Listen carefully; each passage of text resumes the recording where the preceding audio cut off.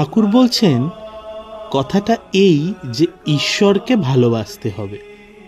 মা যেমন ছেলেকে ভালোবাসে, সতী যেমন পতিকে ভালোবাসে, বিষয় যেমন বিষয় ভালোবাসে। এই তিনজনের ভালোবাসা, এই তিন টান একত্র করলে যতখানি হয় ততখানি ঈশ্বরকে দিতে পারলে তাঁর দর্শন লাভ হয়।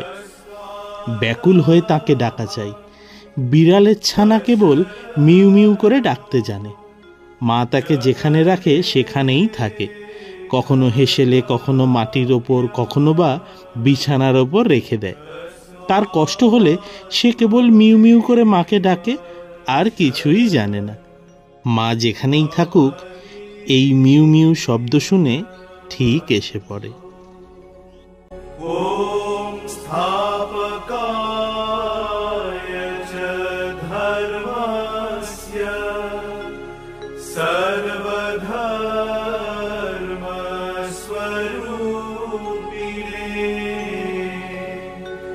অবতার